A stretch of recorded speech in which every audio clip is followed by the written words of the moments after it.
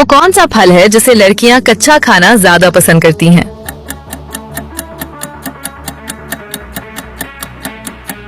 सही जवाब आम। अगला सवाल, वो कौन सा फल है जो ज्यादातर खुश्क करके खाया जाता है?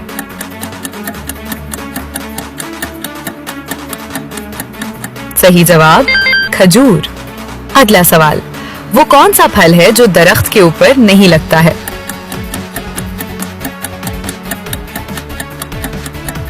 अपनी जहानत से इसका जवाब कमेंट सेक्शन में दें। अगला सवाल, वो कौन सा फल है जिसके दाने अलग अलग खाए जाते हैं?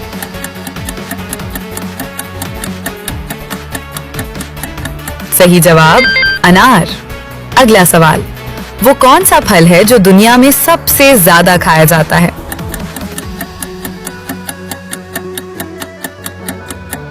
सही जवाब केला।